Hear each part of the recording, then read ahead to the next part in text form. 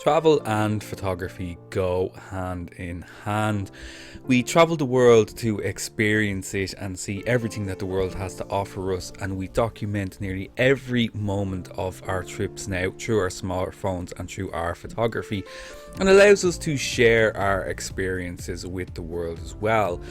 But we also should be documenting and taking photographs of our everyday, our own environments and where we come from as well, and the fast pace of city life and how quickly things change around us.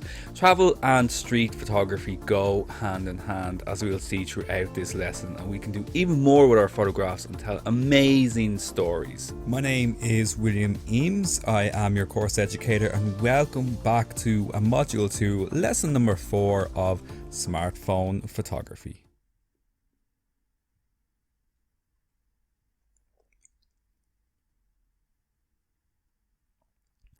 Now, so I've got a jam-packed lesson lined up for you. We're going to be talking all about street photography. And when I say street photography, I mean it in quite a broad term. We're going to be having a look at how to do street photography, I suppose, in the traditional sense. We'll also have a look at how to do a little bit of travel photography as well, and how to do some documentary and journalism style photography too.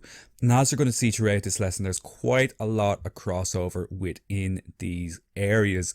There's quite a lot of guidelines and rules that you can follow that are applicable to photographing on the streets, photographing while you're traveling, and indeed if you want to get into doing I suppose more type of serious work when it comes to doing documentary and journalistic photography too. So we're going to be covering a number of areas. We're going to talk about, first of all, a particular focusing technique that you can use when it comes to street photography that a lot of street photographers would use to help kind of speed things up and make sure that they don't miss any of the action. We'll talk about different themes that you can explore to give you some ideas to get out there, to get you started with your street photography. We'll certainly explore laws, and this is a question that I get asked very, very frequently when it comes to photographing on the streets. It is very complex and complicated, and as we'll talk about a little bit later on, you need to be very, very careful, and you need to show a lot of respect to your subjects as well. We'll talk about ubiquity, what that is and how that helps you, and we'll start off with that. Then a little bit later on, we'll talk about narratives and how you can begin to create stories with your photographs, and that can lead on to things like documentary style photography and indeed journalism as well. So I mentioned ubiquity just there, and what do I mean by ubiquity? So if you're not familiar with the words, what ubiquity means is that this is something that's present, appearing, or found everywhere. You may have heard the word ubiquitous before being used in relation to certain objects or even certain people. And ubiquity is something that's a big advantage when it comes to photography with smartphones. Everybody, nearly everyone in the world has a phone or a smartphone of some sort, or access to a smartphone, or is at least familiar with what a smartphone is. And this is a huge advantage when photographing on the streets. If you think about it, if you're photographing with, say, a big DSLR, like something like a Nikon, D6 with a huge, like 70 to 200 millimeter lens. This is not something that's suitable for street photography because it's an intimidating camera. And if you were to photograph somebody with that, they'd get suspicious of you. They might even get aggressive and they'd be intimidated by it too. So you're not really going to get good candid shots that way. So something smaller and more portable is much more suitable for street photography. Mirrorless cameras are also a good camera for street photography, as they generally have a retro style to them. They're a little bit more compact. I suppose there's an association with them as well with tourism. So, using one of those cameras on the streets will actually, people could mistake you as a tourist and leave you be. But smartphones are so small and so portable, and everybody has them, that it's a lot easier to photograph people on the street with them. So it's a huge advantage if you're into doing this type of photography. And the same with journalism as well. Now, another thing we need to speak about is respect. When you're photographing on the street, you have to have respect for your subject. You have to respect their privacy, and if possible, try to communicate with them if you are photographing them. You might just give them a nod. Like, for example, if you see some people sitting down, say, playing chess. This is just an example from I have personally. If they're playing chess, I looked over, gave them a nod. They're okay. I took the photograph. If you can't do that, like if it's a spontaneous moment, you might try to catch up with them afterwards and tell them why you took a photograph, and explain it to them. Now, it's not always going to be possible to do that, but you should keep it in mind. And if someone asks you to delete a photograph, generally it's a good idea to communicate with them and maybe explain to them why you want to keep that photograph, what you intend to do with that shot. And if they still don't feel comfortable with it, you should delete it. Now, again, it kind of comes down to you. If it's a really, really good photograph, you can make that decision whether or not you want to delete it. This is where things can get a little bit complex, and ambiguous when it comes to the ethics around street photography, which we'll speak about a little bit more in detail later on. So with those two things in mind, let's actually get out there and get on to the street and where to begin. So street photography is unique in the sense that some people, when they get into street photography, it's all that they want to do. I enjoy street photography hugely, but it's a difficult area of photography to explore. And even if you're not into it, it's still a good idea to practice it, because it's a completely different way of photographing. It's about being spontaneous. It's about learning anticipation, and really just getting a feeling, of the sense of place around you and how you interact with that. So my first recommendation would to be look to the classics, look to the masters of street photography. And when street photography was most popular was certainly in the mid 20th century. So kind of going back all the way to about the 1920s, when it first kind of began, and then going right through all the way up to the 80s. And the reason that it was so popular in this era was simply due to the portability of SLR cameras, of film SLR cameras, Leica cameras, rangefinder style cameras, where you could kind of work out the focus before you even took the photograph, which meant you could be very, very fast when photographing. So here we've got some photographs here from Andre Cortege, Vivian Maher, Gary Winogrand, just three to have a look at. I'll provide you a big list as well. But during this era was also when this idea of the decisive moment was created. And the decisive moment was a concept made popular by street photographer, photojournalist, and Magnum co-founder, very important person in the history of photography, Henri Cartier-Bresson, who I'm sure you are familiar with. If you're not familiar with him, I urge you to look up his photography after this lesson. And he published a book called The Decisive Moment, which has now become part of the vernacular in photography, particularly when it comes to street photography. And what the decisive moment is, it refers to capturing an event that is spontaneous, and Cartier-Bresson believed that this is a split second of genius that photographers had, an inspiration that led to capturing this particular moment, that there was an intuition and an anticipation that this thing was going to happen, and it wasn't just down to luck, which, let's be honest, is a big part of it, but there was something more to it. There was something within the photographer that led them to be in the right place at the right time and to react in the right way to get the photograph. And like this very, very famous photograph from Henri Cartier-Bresson of this man jumping over the puddle, this decisive moment. As you can see here in the background, we've got the dancer here on the poster, so there's a bit of a juxtaposition between the two of them as well. You've got the reflection of him there as well too. Now it's a little bit cropped just for the sake of the slide, but it's a good example of what is the decisive moment. And if you have a look at his work, you'll see lots of examples like this. There's these perfect moments that happened, and he had a particular knack for it.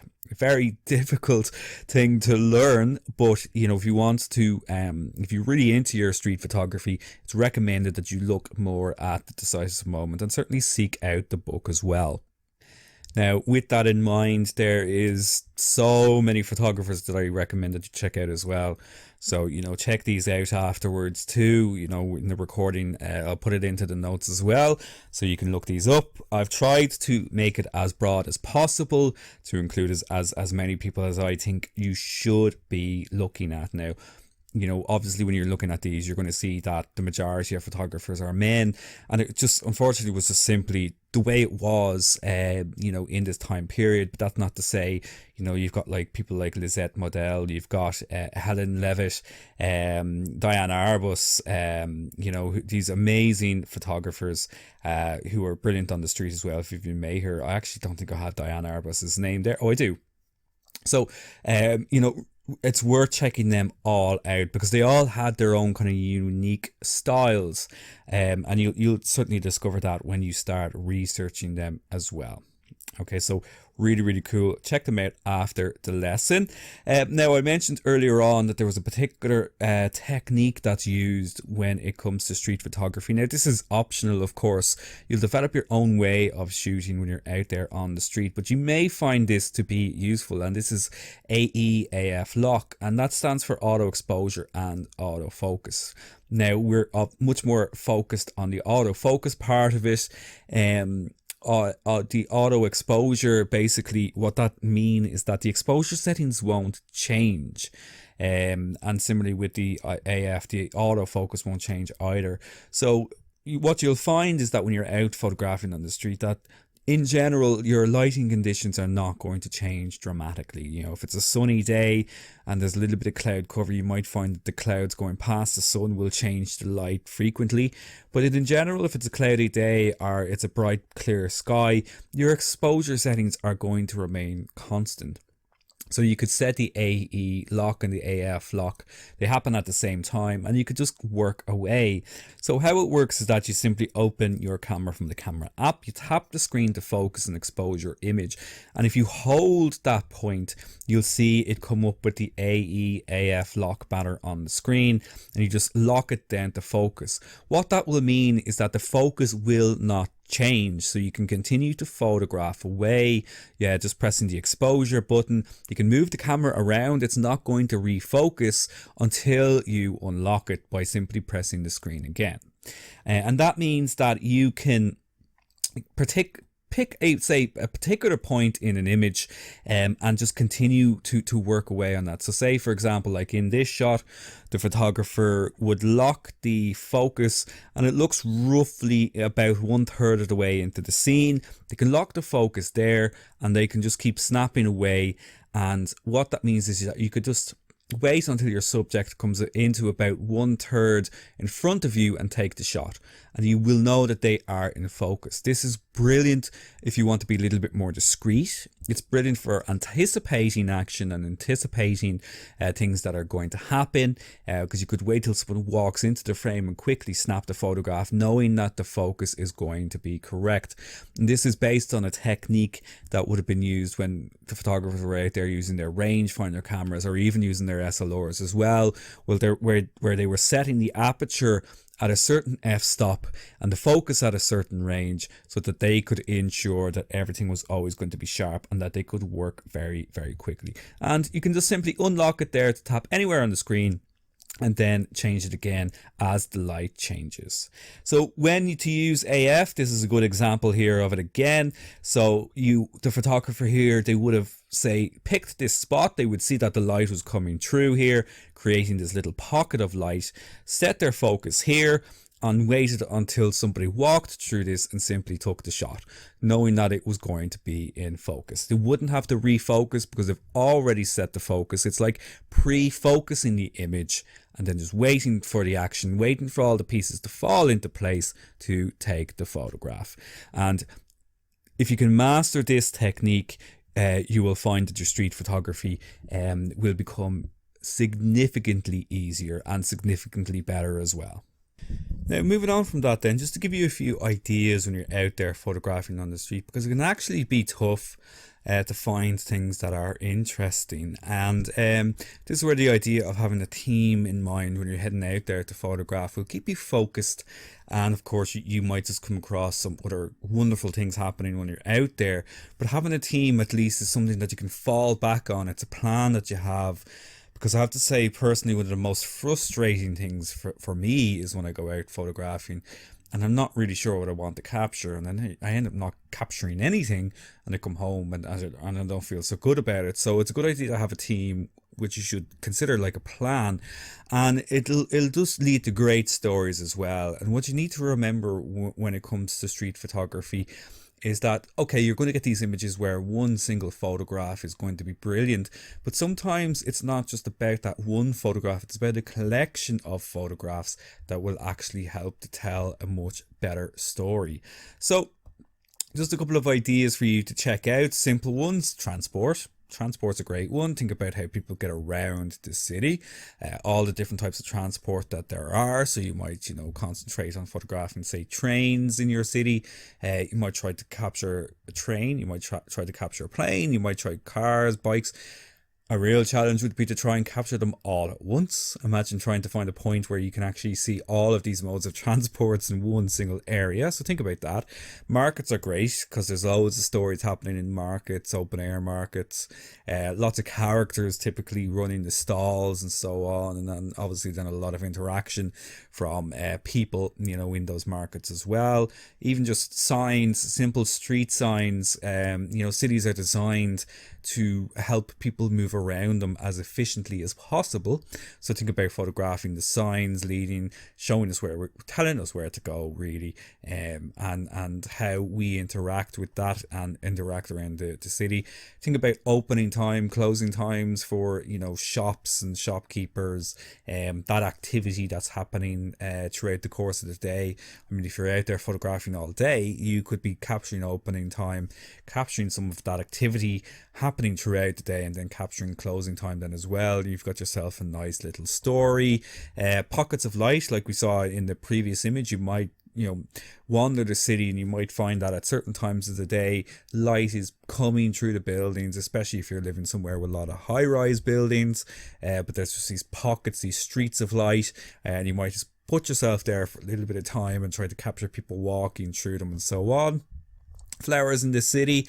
Now I have to say this is one that I robbed from Joel Merowitz. So Joel Merowitz, a very famous street photographer. I don't know if I had his name on the slides a couple of slides ago. He was great because he's a colour street photographer, still going as well. Did a very famous book after 9/11 about Ground Zero, which you should look at too. But he had a great book as well in the 70s and 80s, I think it was, called Wild Flowers. And basically he just photographed flowers in the city, and not in a traditional sense. He wasn't just looking for potted flowers, but he'd photograph, say, a pattern of flowers on wallpaper in a diner, or a woman's dress with flowers on that. So think about it like that. It doesn't just have to be a literal. You can be a little bit more creative with it. Even something like buttons, and again, just think about buttons on people, badges that they might wear, buttons on doors, like things like elevators, anything like that. I mean, I know it sounds like a kind of a simple idea, but when you start to analyze and look at these little things in detail, you start appreciating the small things like the design of them. Buttons are made to be pressed. So, you start photographing them, you start appreciating these things in a little bit of a different way. Street art is great. Photographing all the different art all around the city. And try to add humour into your photographs too, which is a lot harder than it sounds. Trying to find funny events, funny things down the street. We'll talk about that a little bit more in just a moment. And the same with juxtaposition. Juxtaposition is essentially opposites. You want to try and find something, in an image, in a scene where they kind of play off each other. Like there's a kind of an opposite with each of them. And when I say that, this is an example of juxtaposition. We have the couple going down the stairs and the couple going up the stairs here as well. There's a little bit of an opposite here happening with the kind of lighter colors here in the couple going down the stairs and the darker color of the two people going up the stairs and that as well. So you've got this kind of juxtaposition happening along this diagonal too. It's a good example of juxtaposition. So usually you have to have a very keen eye when it comes to juxtaposition. You should try to find a location where it's likely that you're going to find this kind of opposite interaction happening. Humor, as I mentioned as well, again, think about your environment, look around your environment. So here we have this this kind of advertisement billboard happening in the background, and obviously then this movement of the cyclists. So again, these kind of billboards are great. You usually have, like, say for example, these models, like giant models happening are on these kind of billboards, and they're looking at the people passing by and so on. So you might try to do something around that with humor too. So anytime there's kind of a new building, a new shop or something going up like that, it's a good idea to spend a little bit of time outside that area, outside the banners and try to get people passing by and interacting with them. Movement, as I mentioned earlier, cities are made to be moved around, through signs, arrows, the streets, one-way streets, through our transport, cars, trains, bike lanes, bicycles, etc., all made for us to navigate the city. So you should think about this and bring in your movement then using your slower, shorter speeds as well. It's really capture the dynamic, the flow of the city too. And of course then, black and white photography. It's synonymous with street photography, mainly because of those photographers that I was talking about earlier, because they were photographing, the majority of them were photographing on black and white film, all the way kind of up to the 80s. Not so much in the 90s. Street photography kind of died off a little bit in the 90s, but you had photographers like Joel Merowitz as well, as I mentioned, who were photographing in colour. But for the majority of them, they would have preferred black and white. And there's a timelessness to black and white as well. So sometimes when you look at black and white photograph, it can actually be hard to date it. It can be hard to tell what time frame it was taken, what year it was taken, unless there's something like a car or something in it that will give an indication as to the date of it. But there is a timelessness to black and white that you don't quite get with colour. Now, just a couple of other things to be aware of. Shooting from the hip. This is a really good technique, especially if you are a little bit more shy about photographing, or you're simply trying to be a little bit more discreet. So with this, you'd want to set the AF lock, as we spoke about earlier, and you want to keep your phone low or simply anywhere away from your face, so it's not so obvious that you are taking a photograph. And it'll allow for more candid photographs. Most people will be unaware that you've even taken a shot, but you should still follow the rules and always respect your subject's privacy. You're not trying to be sneaky here, but you're just trying to be a little bit more discreet. Don't rush around the city.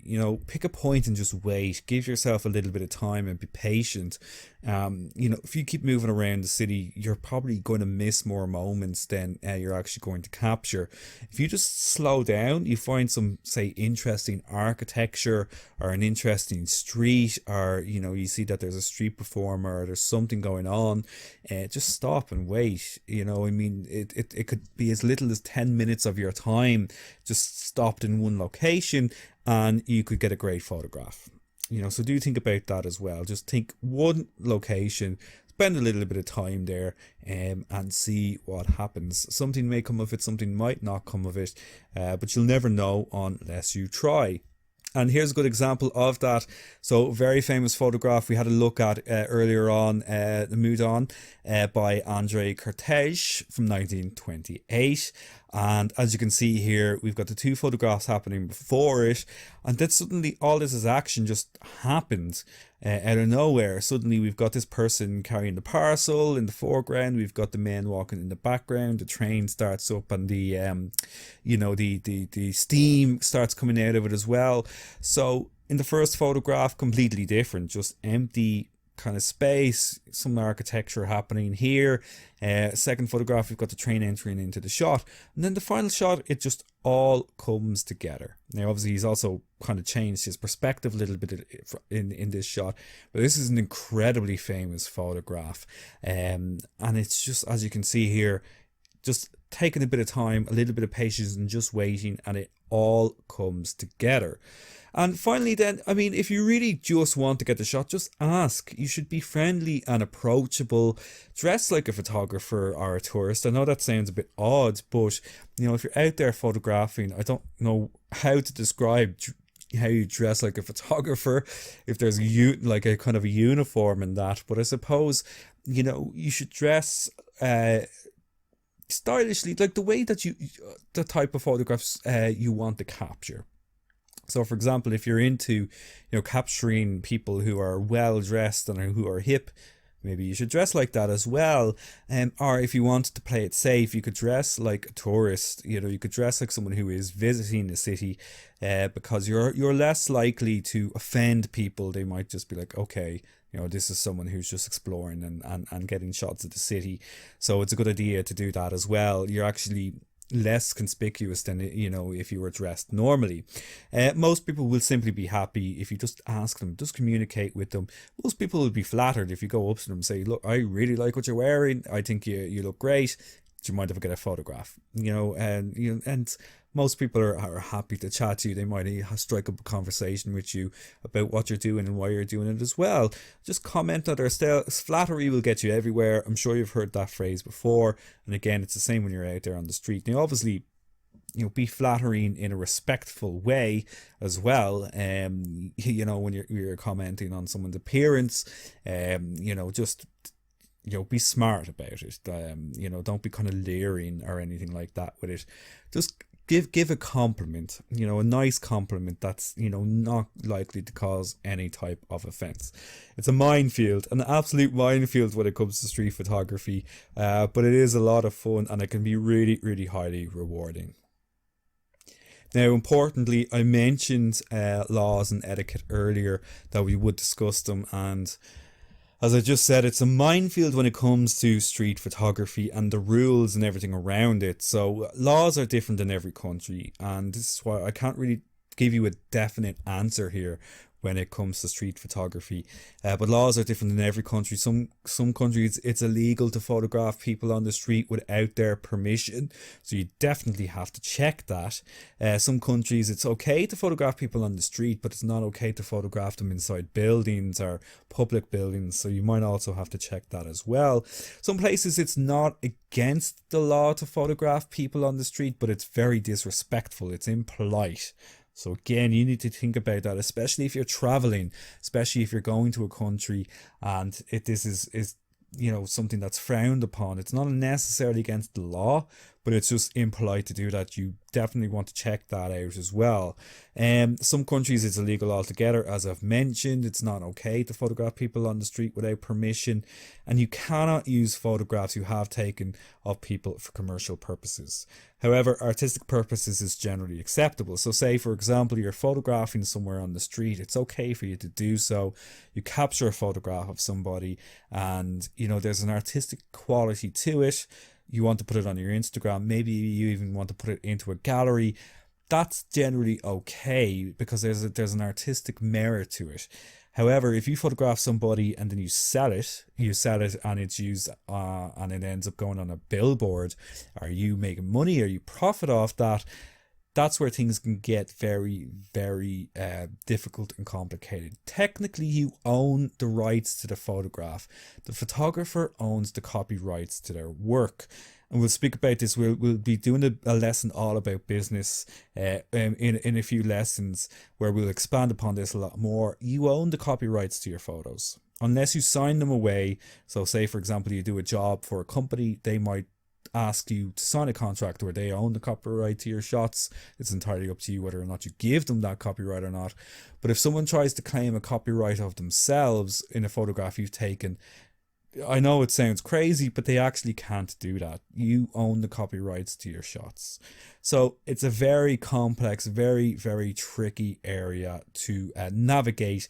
You just have to be very, very aware of the laws and the etiquette where you are, and if you're traveling somewhere where what the laws are in that particular region and everything as well. But generally, you just have to respect people and respect laws. And as I mentioned, photographing people in public buildings is generally not allowed because there's security risks involved with that. In the world that we live in, if you're photographing people in train stations or especially in airports or anything like that, you're definitely going to get yourself into trouble. So avoid that altogether. So the next thing I want to talk about quite quickly is travel. So a lot of what I've covered in the first section here will actually be applicable when it comes to travel photography as well. But there's just a couple of other things that you should take into consideration when it comes to travel photography. Now, one of these things is originality. So the photograph here on the left is a stock image that I found. The photograph here on the right is an image that I took in the same location. And two very different stories here. So this is a really, really famous location in Brooklyn, Dumbo. You get a nice view of the bridge going into Manhattan. And as you can see here, the image over on the left-hand side, taken in the morning, nice light here, covers the street in shadow, but you get the light falling onto the bridge, and there's no people. Okay, there's no people in the image. If you go, and I think I photographed this one at about 1 o'clock in the afternoon. As you can see here, there's just so many people in the area. There's a lot of activity. There's a lot of movement. I've also got a very hazy looking photograph here as well, because it was a very hot day on that particular day. So there was a lot of kind of haze in the air.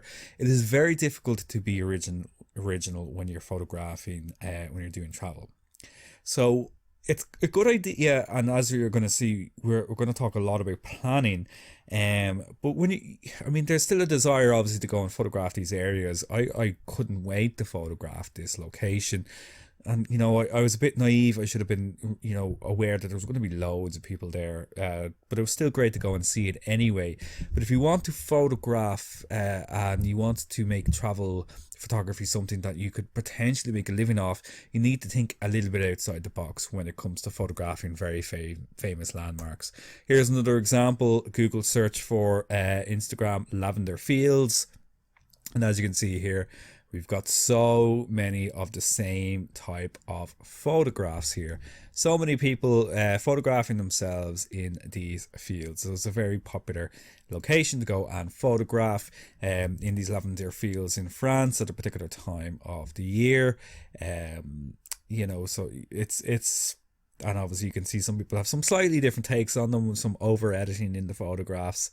I certainly don't think that sun in that image there, or that moon, was definitely there, particular same with the balloon and so on. So some people taking some liberties here in terms of their editing.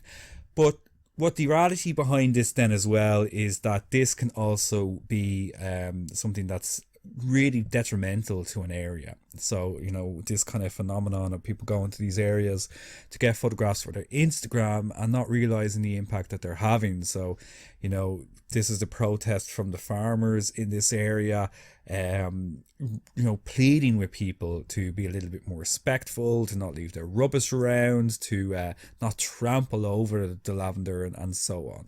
So, when you're in these kind of areas, just be aware that, while they can look incredible, from one side of the lens, that behind the lens and behind the camera, it's a very, very different story. So if you're planning on visiting these areas, think about what's actually happening behind the scenes. Essentially, make sure you're ready for that, and again, make sure that you're taking the right precautions and that you're going to be respectful of that area that you're in.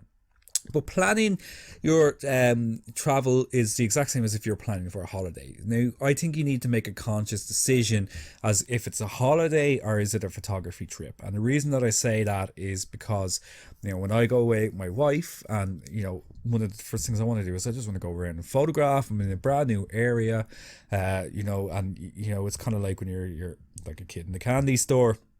You just want to get out there. You want to take loads of photographs because it's somewhere you're not familiar with. You want to explore where, your partner might just want to sit down and enjoy their holiday, enjoy the sun, go to a bar, go out for dinner. So you need to think about these things as well. Is it going to be one thing or is it going to be the other? And I do think you have to make a very conscious decision about that separation. Research, research, research kind of goes without saying. Make sure you know everything about where you're going. Make sure you know how you're going to get there. Make sure you know what to expect at that time of year, local points of interest, and so on. Just make sure you have a good idea of where it is you want to go. Have all your gear beforehand. I don't recommend that you pick things up along the way. You could end up paying a lot more for them. It could be difficult to get some gear like that, depending on where you're going, if you're going somewhere quite isolated. So make sure you have everything that you need. Consider traveling alone if you are doing a more photography orientated trip. Either travel alone or you might travel with like-minded people. You might organize a holiday with people who are going with the intention of photographing or photographing as well. And only do it if it's safe. Only if you do it, maybe it's somewhere you've been before and you feel comfortable going on your own, or you just feel like capable that you're okay to go on your own as well. Because when you're going traveling on your own, obviously you've got far more freedom. You can just do what you want, essentially, go where you want, and be a little bit more spontaneous. Revisit locations, as I just mentioned there. If you go back to a location and photograph it a few times, maybe not in the same space of one holiday or one trip, you might go back to it a couple of times, over the course of a few years. You're going to be more familiar with that area and feel a little bit more comfortable with that area and a little bit safer as well. Get local advice. I'll speak about that in a moment. And as I mentioned, you could join a photography package holiday. There's loads of these. I don't know now in terms of around the world, the different kind of packages, but I know certainly in Europe, there's lots that go to Romania, there's lots that go to kind of more northerly locations to get the northern lights. Iceland is a very, very popular one as well. So you might find ones that are of a similar vein, where you are, where it's just people going to photograph, and it's a package holiday. So the travel organizers will organize everything for you. All you have to do is pay. They'll organize your accommodation and everything else. So they're a really good option too as well. They take all the hassle out of it. In terms of your gear, obviously you're going to need your phone. You're going to need a spare charger for sure. Portable charger, really, really good idea as well, especially if you're going to isolated places. Also essential if you're going anywhere very cold, because coldness kills batteries. So you're going to want to have either a spare battery and a portable charger, different lenses, lens attachments, lens cloths to keep those lenses nice and clean, spare memory cards if you're finding that you maybe don't have enough memory on your phone, or it's a good idea just to have a backup memory card. Waterproof cases, you can get very kind of cheap waterproof cases, rainproof cases for bad weather, so that you can still be out there photographing. And a small tripod would make a lot of sense as well. And a good bag and or backpack to put everything in, and other essentials as well, bottles of water, small bits of food, and so on. And think about the time and timings of that when you travel. Think about the time of year you go. Consider the weather, busy periods, is there any festivals going on, any big events happening, because you might want to avoid them, or maybe you want to go and photograph them. And just be prepared, know where you're going and how you are going to get there and how you're going to get home. And local knowledge is also incredibly useful as well. Consider insider information. Talk to the locals, talk to people who live there, and they might tell you of areas that people don't go frequently, or times when popular areas are less busy, and so on. And it can lead to great discoveries. They might even take you on a short trip and show you around and bring you places that other people don't tend to go. But research any tips first.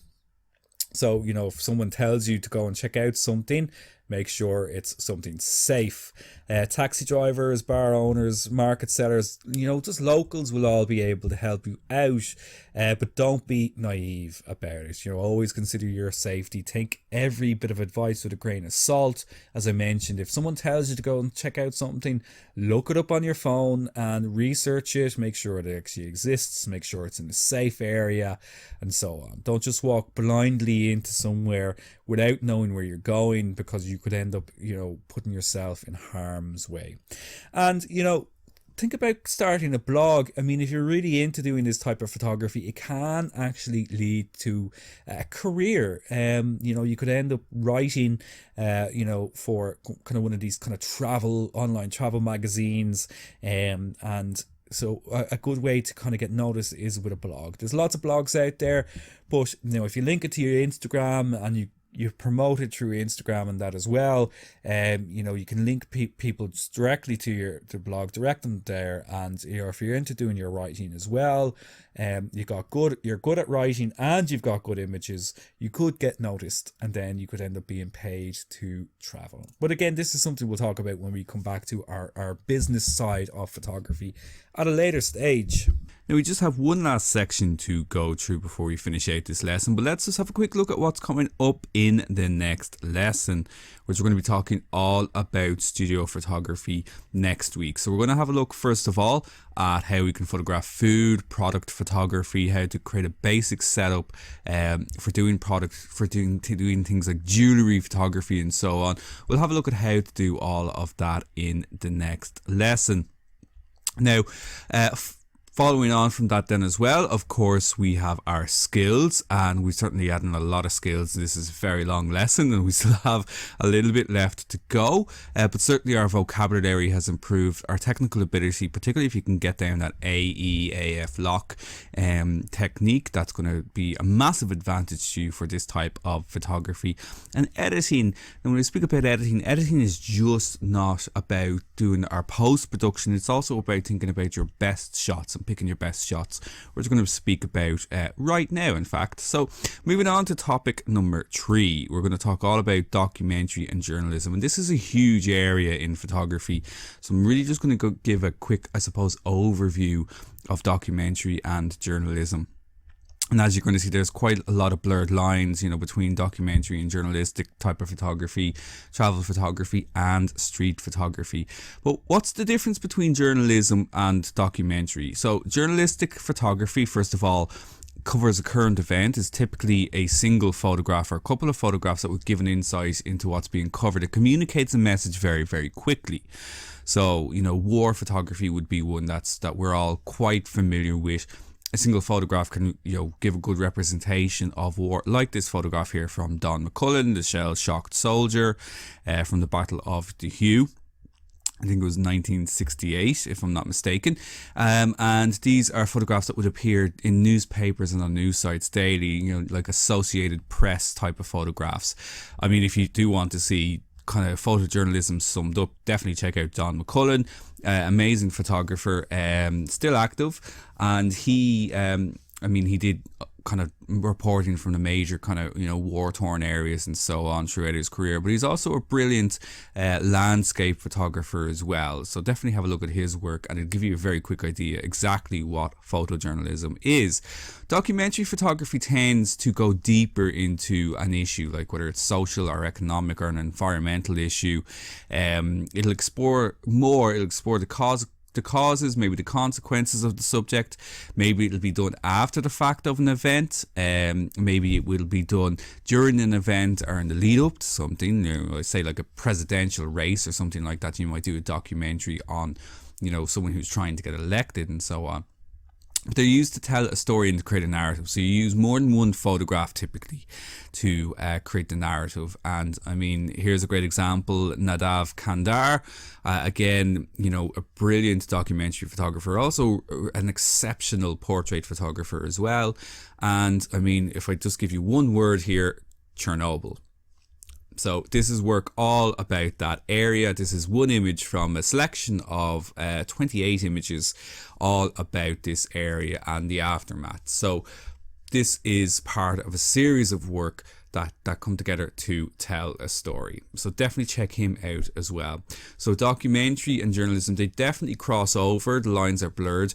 I mean, you may take a photograph as a journalist that becomes a documentary, or you may select a photograph from your documentary series that represents something journalistic and so on. So there is quite a bit of crossover, but documentary photography tends to take a little bit more time and elicit I suppose a deeper response, a little bit more work to get the message from it compared to a journalistic type of photograph, which the message is very loud and clear. Within 30 seconds you should know exactly what a journalistic type of photograph is trying to express to you.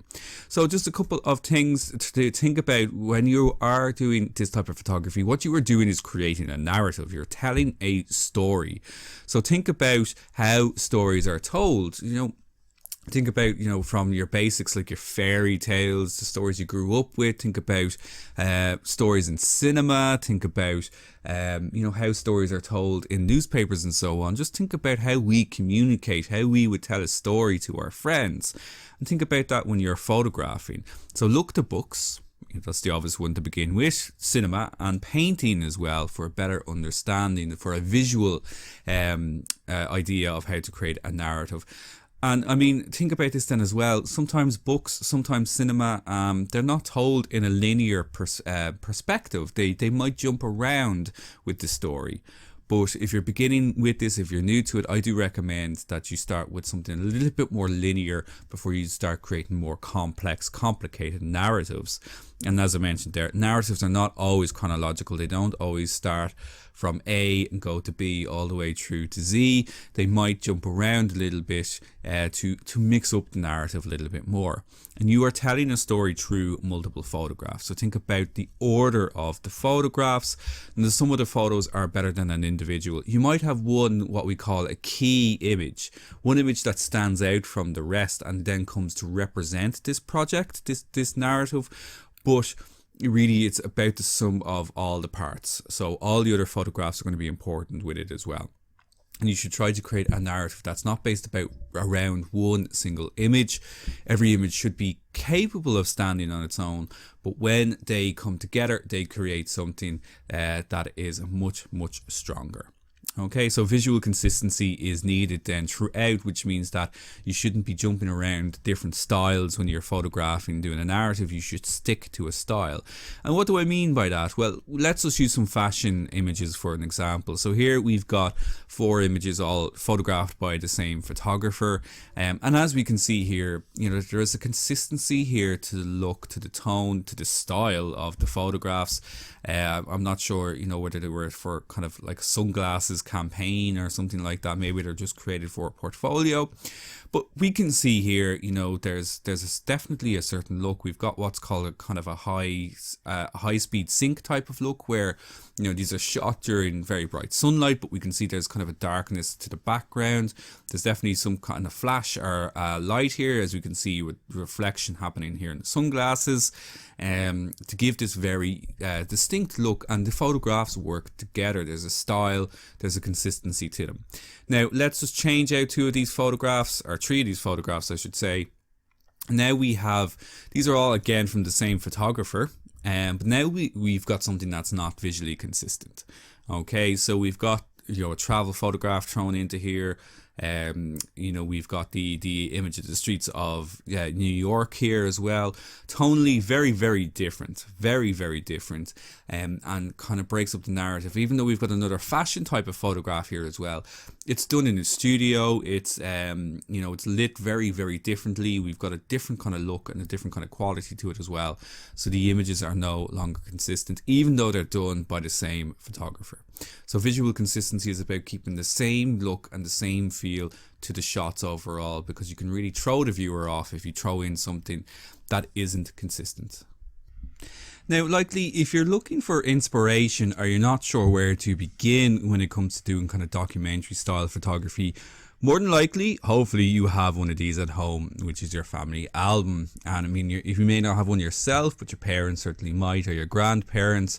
And this is a great point of reference when you're thinking about creating a story. A family album is typically going to be chronological in its order, but there's something very thoughtful about them, obviously. But there is consideration into the photographs that go into a family album. So I actually recommend starting with looking at something like this. If you're thinking about doing this type of photography, have a look at your own family album. If you have one that you're creating yourself, or perhaps, like I said, your parents or your grandparents, definitely try to dig one out. And if you haven't started one of these, definitely do. It's really important to have a family album. It's really important to have something to look back on as years go by. It's just for your own sake, and certainly for future generations as well. So it's a good idea that to start with something like this, and then see where you go from that. Now, creating a narrative. So first of all, we're going to do a very, very simple narrative here. We're going to just have a look at wine and how wine is created, okay, over the course of 6 or 7 images. So first of all, we need to establish a story. So straight away, something like this, all we take is a photograph of grapes. And this is pretty universal. Everybody should understand, okay, these are grapes. They look like wine grapes. So this is going to be a story perhaps about the process of a vineyard. So we establish our story with an establishing image. Then we want to have a look at the process, the work, the challenge, or the craft. So we need to then, in the next image, kind of establish maybe the human element to it. We need to establish what we're doing here, which is we're cultivating the grapes, we're harvesting them, and we're going to be creating wine for it. So the next one should kind of show a progression of where this documentary is leading. Now, we need to have the human element to it as well. We make connections with stories through people. So if there is a process involved, there is work involved, you should definitely look to the people that are involved as well. Now, of course, there's a conscious decision to leave the people out, like, with, say, that Chernobyl project from Nadav Kandar. He's just looking at the area. But something like this, you definitely want to show that human element, the process and the work involved. You also want to leave a little bit of room for interpretation. Everything doesn't have to be so literal, visually literal. You can have images that are a little bit more abstract, take a little bit more work. Look at the finer details here. So we're looking at the tools involved here. Perhaps this is the worker at rest or waiting to do work, or perhaps it's just finished doing the work. But you can see all the kind of grapes and everything on the ground here as well, the wet floor and so on. So a little bit of room here for interpretation on the viewer's behalf. Don't give them everything and make them do a little bit of work. You want to progress the story though, control the narrative, so you don't want to go too far away with your abstract photographs. You should always try to bring it back then. Remember, you're completing the narrative. You need to keep the story going. You can take little diversions here or there, for aesthetic reasons, for artistic reasons, but try to bring it back because you do have to complete the story as well. And capture quiet, seldom seen moments. Capture moments where we typically wouldn't see them. As the viewer, you're giving us insight into this area. As the photographer, you're choosing what to show us, but you should show us something that we don't typically see. Now, when an image here like this obviously speaks to time, it speaks to how long it takes for the wine to become drinkable and so on, how it becomes aged, and a little bit more of the process here, the tradition of it as well with the wood barrels, etc. So capture those quiet, seldom seen moments, and then every story has to have an ending, of course. Depending on what you're photographing, your ending might be open-ended because perhaps the story hasn't completed itself in real life. But obviously here, we've got people enjoying the wine. That's the ending to our story. So a very simple narrative there, but it hits all the beats, and we feel like we have hopefully enjoyed it, but that we have been told a story that has a conclusion. So just with journalism, very, very quickly then, so storytelling through one or more images. So we're trying to capture typically one photograph to tell the story, but you may capture a small series of photographs if needed to tell a story. But you want to focus on the now. You're photographing current events as they are happening right now in this moment, or an ongoing event, and focus on the impact on people, on nature. Typically when we're covering current events is because we're looking at the consequences that they have, or the consequences that they are going to have, and that affect us or affect the environment.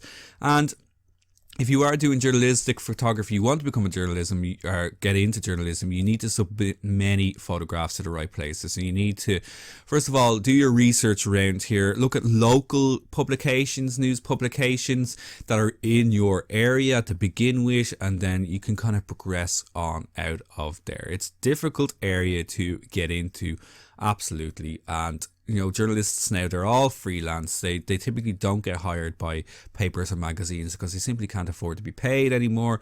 And a lot of it's self-funded.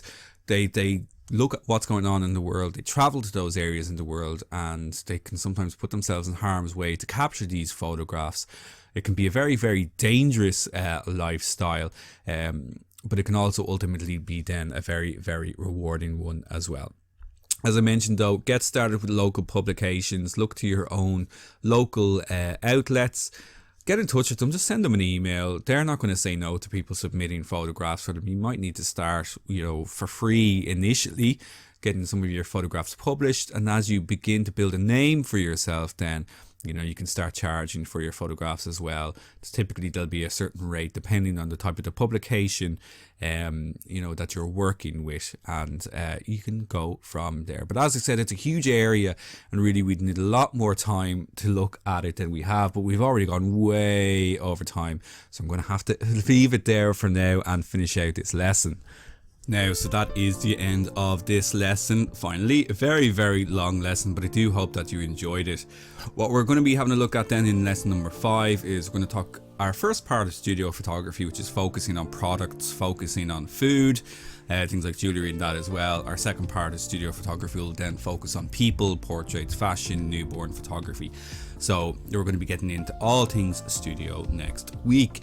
So congratulations on completing this lesson number 4. Well done on sticking it out for this long. And let us know if you have any questions, any feedback or anything like that at all, as usual at support@shawacademy.com. So your challenge for this one, a bit of a tougher challenge, but I think it's a really important one as well at this stage, is to create narratives. So I want you to do a simple 3-picture narrative. It can be on absolutely anything that you like. But think about it, and perhaps spend a little bit of time on this one. Research something local, or put a little bit of thought into it.